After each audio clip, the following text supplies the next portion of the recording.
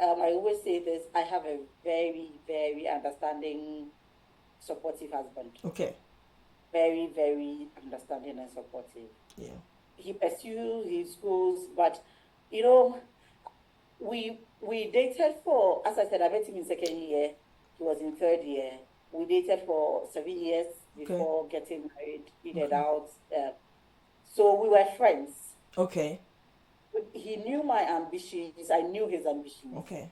and we were ready to support each other in our ambitions. And regardless of children coming in and out, Out. it was, this is who she wants to be, this is who I want to be, and we are going to do this We are together. going to do this Yes. together. So So teamwork. Teamwork. teamwork. And Teamwork. when it comes to pregnancy, I get to suffer the more, Right. or I get to carry the burden the more. Right. So how does it fit in your plan? Mm. Okay. Every year we sit down and we do that. We do planning. We plan our life. Wow, that's So beautiful. Like sitting with your yeah, partner to plan and what life looks like for you as an yeah. individual. In this For year, me what are some of the things we would like to achieve individually and as a couple? as a couple. So it Okay. helped a lot. Okay.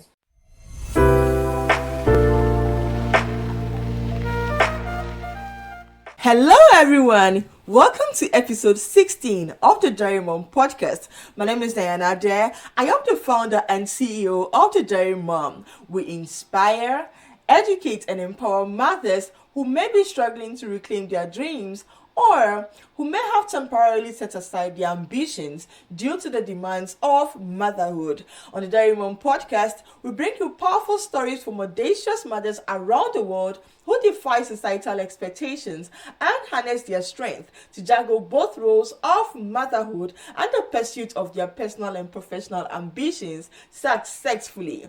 Before we begin today's conversation, I want to take a moment to say thank you. Thank you to all of our new subscribers, and thank you to all who have been with us from the beginning. I appreciate you all very much. And if you are yet to subscribe to our channel, please do so by hitting the subscribe button. This helps our channel to grow. Today's episode is the second part of our two-part series on structured roots, Soaring Mom. Today, we are honored to continue our conversation with our special guest, Dr. Adwoa Bobie. Dr. Adwoa Bobie is a research fellow at the Kwame Nkrumah University of Science and Technology, Ghana, West Africa. She holds a PhD in sociology with a concentration in the fashion and creative industry between Ghana and Nigeria. She also holds a master's and a bachelor's degree from the University of Ghana and the Kwame Nkrumah University of Science and Technology, respectively. She's a wife and a mother to 4 children. She's an introvert and finds it difficult to socialize. However, she never shies from standing for what is right. She loves reading and dancing. Her story is one of resilience and knowing what you want and going for it. All of which is grounded in her structured roots. If you're ready for today's episode, grab your pens and notebooks and join me as I speak to our special guest.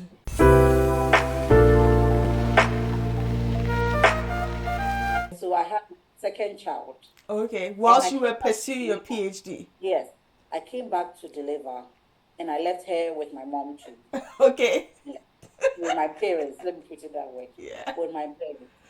And then in 2018, I got pregnant again, and then I decided to also come back. But then I was in the writing stage of my paper, so Okay. that was the longest time I stayed. Normally, I will stay for 4 months and I will return, but then I stayed for 8 months Okay.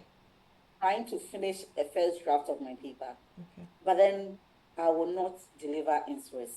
I Okay. didn't see why. As I said, I don't see why there is help at Evelyn. home, and Okay. I'll decide to do this on my On own. your own. Okay. I can't. Because back home Forget you had about, your parents, your I husband, have my everybody. parents, my husband, everybody is so supportive. Yeah. All because of citizenship. I'm not going to, and even in Swiss, you won't get it. You won't get citizenship, so why Okay. the stress? So in April, latter part of April 2019, I came home.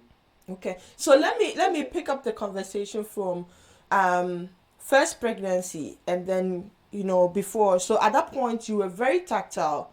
You were intentional about wanting to deliver your first child at least before you start the next academic hurdle. All the others, I was very intentional. Very intentional. Okay. Very intentional. The second one was before field work, Okay. Okay. and the third one was after field work. Okay. So it means that you planned for your Yes. life. Okay, that okay, I want this number of kids, but I'm also pursuing my PhD. Mm-hmm. And how do I juggle them? So The two. trying to juggle them is knowing that number one, I need support. So where am I Mm-hmm. going to leave my kids, or where am I going to have the kids? Mm-hmm. That was planned for. Yes. At what time am I going to even decide that I want to get I pregnant? wanted, yeah, That that was was also, also planned for. Okay, okay, okay. So that was good. So when yeah. pregnancy came in, okay, go ahead. Okay, when pregnancy came in, so in all this, I think I always say this, I have a very, very understanding, supportive husband. Okay. Very, very understanding and supportive. Yeah. He pursued his goals, but you know, we dated for, as I said, I met him in second year. He was in third year. We dated for 7 years Okay. before getting married, in and Okay. out. So we were friends. Okay. He knew my ambitions. I knew his ambitions, Okay. and we were ready to support each other in our ambitions. And regardless of children coming in and out, Right. it was, this is who she wants to be. This is who I want to be, and we are going to do this We are together. going to do this Yes. together. So So teamwork. Teamwork. teamwork. And Teamwork. when it comes to pregnancy, I get to suffer the more, Right. or I get to carry the burden the more. Right. So how does it fit in your plan? Mm. Okay. Every year we sit down and we do that. We do planning. We plan our life. Wow, that's So beautiful. Like sitting with your yeah, partner to plan, and to what plan. life looks like for you as an Yeah, individual. in this For year, me what are some of the things we would like to achieve individually and as a couple? as a couple. So it Okay. helped a lot. Okay. It helped a lot. So in 2019, I had my third child, and that was supposed to be the end for me. But we didn't plan. This And one then was COVID out of the happened. plan. You see, COVID happened, and so the idea was to also leave my child with my parents and go back and finish and graduate, or go back for just my graduation and viva and all. But COVID happened, latter part of 2019, and then lockdown came in and everything. The entire 2020 was over Right. before we knew it. So, um, so by the time my child was 1 year, I weaned him, and normally when I'm breastfeeding, I do not menstruate, so it's kind of a guard for me. Okay. And then in and out trying to prepare my viva and all, because I did my viva in September. It was very stressful. I wasn't paying attention much. After the viva, I completed it first September, and then somewhere in the latter part of September, I realized I was pregnant again. Wow, this was quite unplanned.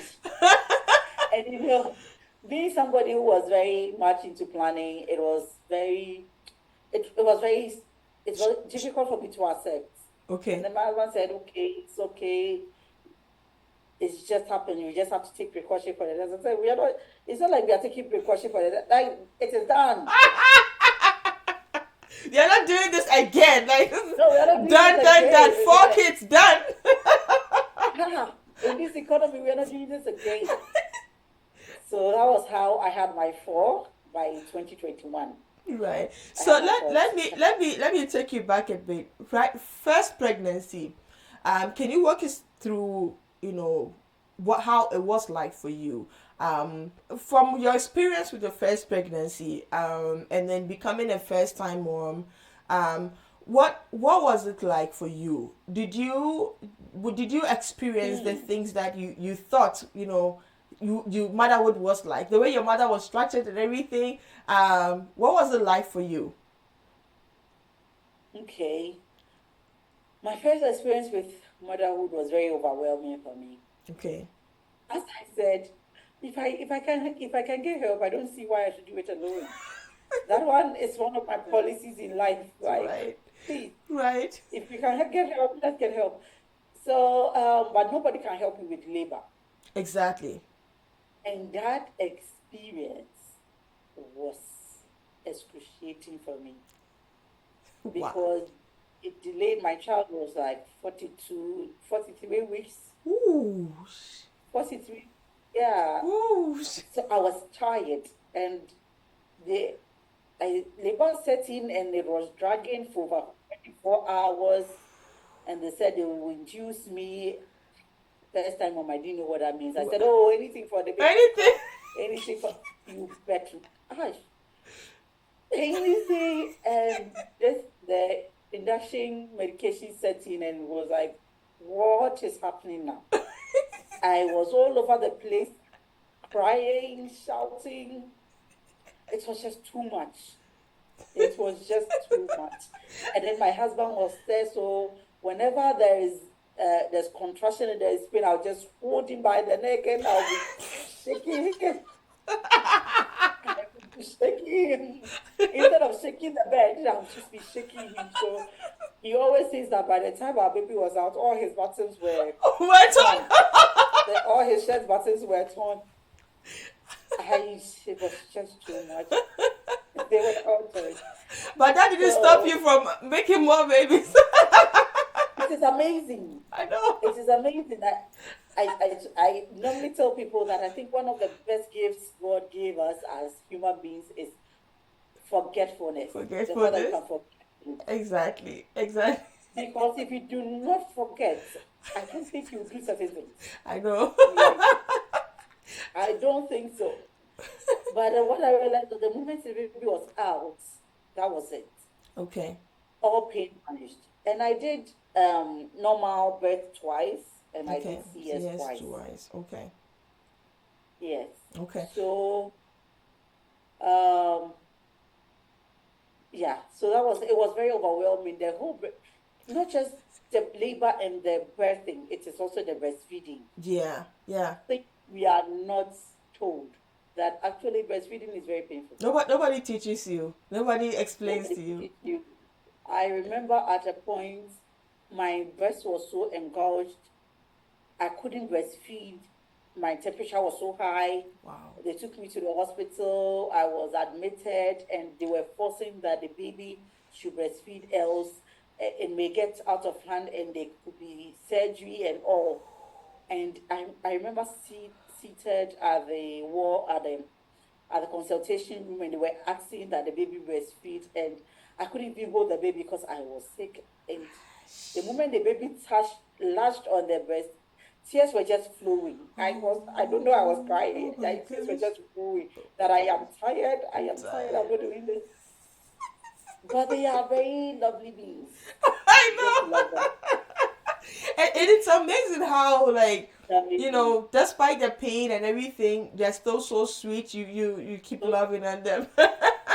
Right. So So I want us to pivot to after all your you had all your kids, because for you, you were kind of like making the babies and pursuing your PhD alongside, so nothing stopped. alongside. And what really helped was the fact that you had good support system, and you also planned, you were intentional, and you were very proactive. You knew what you wanted ahead of time. Okay, so after all of that, would you say that motherhood became a threat at some point to your ambitions, to the pursuit of your ambitions, or from your story, it looks like it really didn't threaten you at any point. But what has your experience been?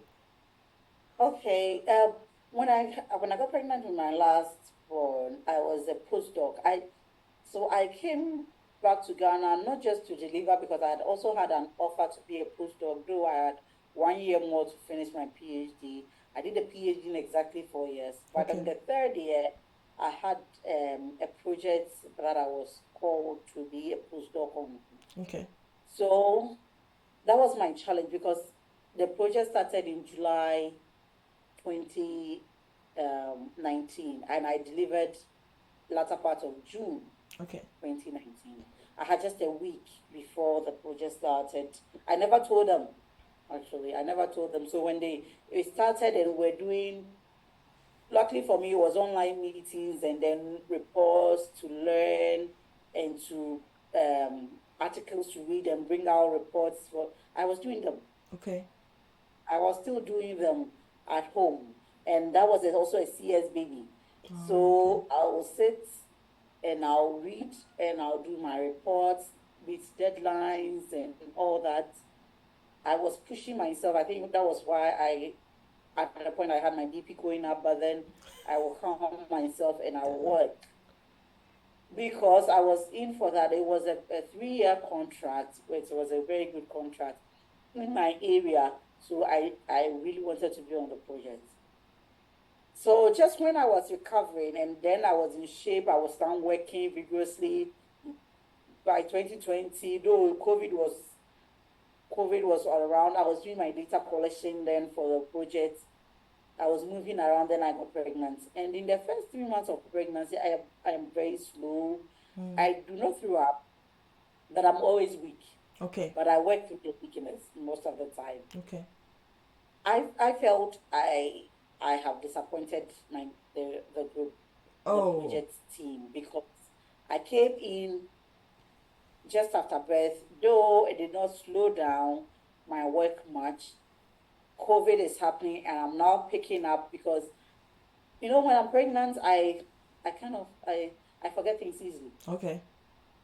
I forget things easily. So I will be typing and doing things and I'll forget whatever I was doing. Yeah. Yeah. That's what I mean. It Yeah. It happens a happens. lot. Yeah. So I dreaded those moments that what if I'm giving work and I can't do I it can do and it. I can't function. And I that was those were the low Whoa. points for me during those times. What helped was COVID Okay. because we were not doing It much. wasn't much, so it kind of helped to. Wasn't much, and Okay. I was even pushing myself. So during the COVID time, I did about 50 interviews. Okay. Yeah, Wow. That's a lot. yeah, and then so during the pregnancy time, I was transcribing all of these, doing analysis and all. Wow. So COVID helped because we were not having physical meetings and they were not demanding because the world is dying. Who is demanding food and reports? It helped. The world is dying. Wow. So We I are would thinking of how to live. Who is thinking exactly. about projects? Yeah, so it helped a It lot. helped. It helped Okay, a lot. but you were So able to bounce back. After I the was able to pregnancy. after after delivery, 6 months after delivery, I'd come active again. Wow, wow. So I have really like gathered a lot from your story. It's a story of resilience. It's a story of like knowing what you want, and going in for it and communicating your Mm, needs. If you have a partner, telling your partner this is what I want, and having a partner mm. that's understanding and very It's supportive. it's the most peaceful thing I think you can You have. can have. Wow, wow. So it's important to have a supportive husband, somebody who understands your dream and your ambitions and is not threatened by any of them Right. or does not feel yes. Because there are some people who wouldn't give you the leverage. As I said, our career is such that we travel a lot. Okay. From the PhD time till now, I have traveled a lot. Right. And you were in Yeah. Canada recently. You were in And I was Canada. in Canada recently for 3 months. Right. And in years, since I settled in 2019 here, I think from 2021, I have had all my children live with me Okay. so they will go to my parents for holidays and for weekends. But basically, we've lived together. Okay. And I've tried to also put in structures such that when I'm not around, I have a very reliable nanny Okay.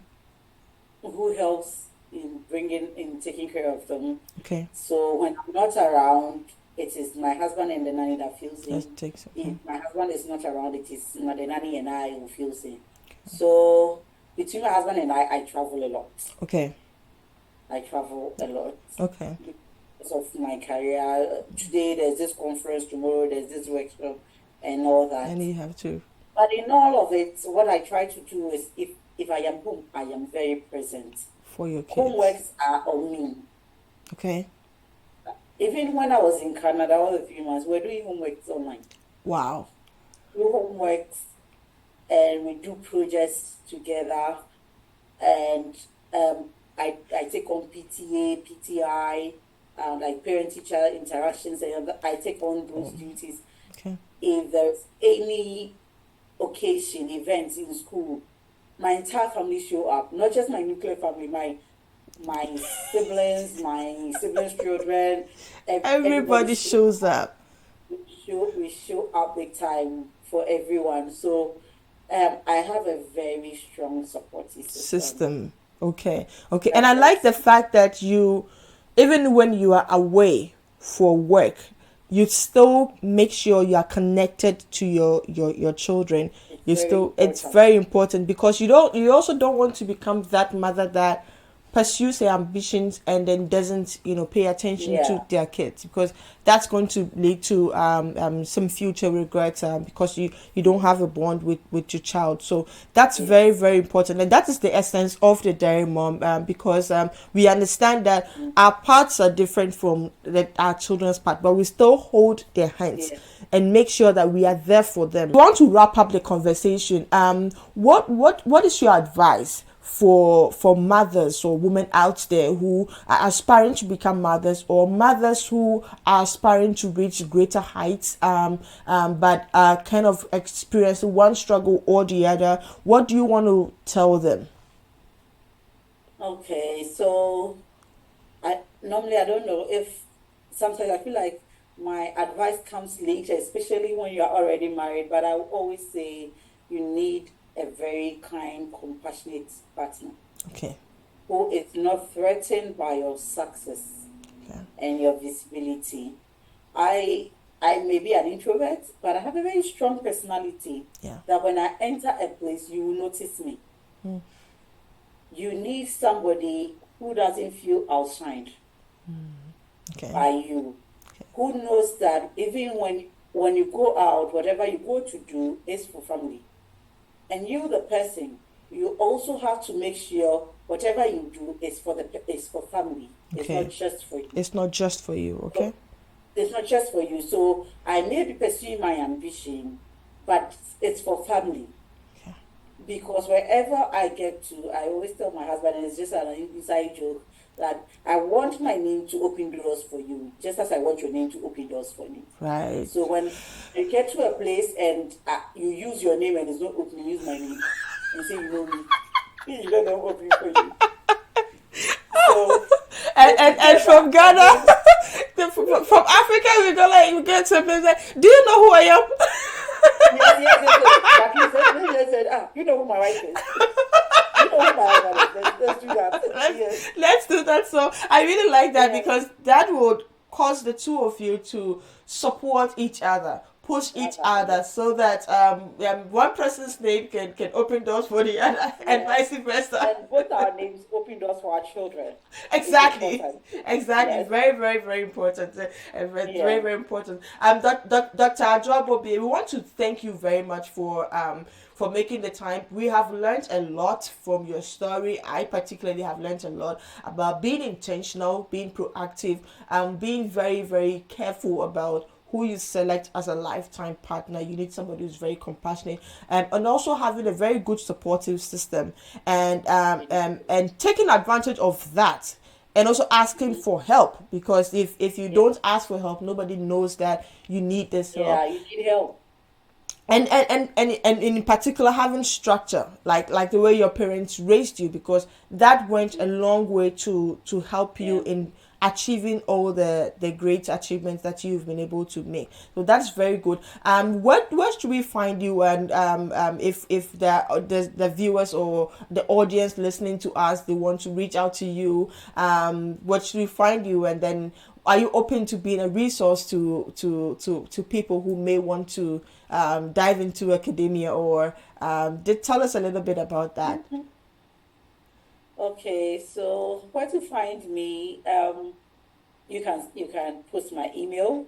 I Okay. think I reply quicker on Quickly. Okay. email Okay. than Okay. social media handles. Okay. I'm also on Facebook, so you can use Messenger. And besides that, those two, yeah, so those are the two main um, channels you can reach me. And then, yes, if there's anyone who needs support, Okay. You're who needs willing to. Yeah. advice, or just, yeah, we can talk. Okay. Thank you. Thank you so much Thank for you. coming to the Dairy Mom podcast. And Thank we you. hope that in the future we can invite you again to come and share more interesting Hopefully. stories with us. Thank you so much. Okay.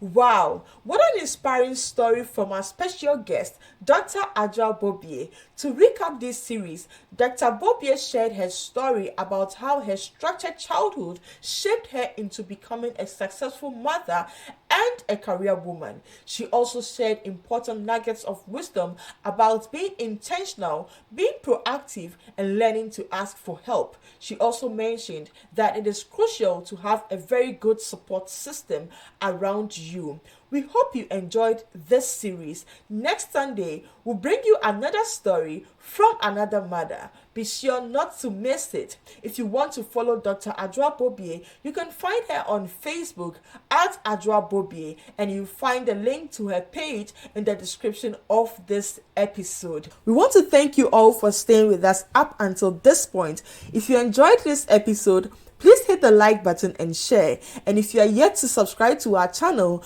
please do so by hitting the subscribe button. This helps our channel to grow. If you are yet to follow us on all social media platforms, please do so. You can find us on Facebook, TikTok, and on LinkedIn at The Dairy Mom. And on Instagram, you find us @the Dairy Mom. You can send us a message directly on all of these platforms, and we will be sure to respond to you. Thank you once again for joining us today. And as I wrap up this episode, my question to you is, what is your hashtag, The Dairy Mom Story? Join me and let's do this together. My name is Diana Adair, and I am The Dairy Mom.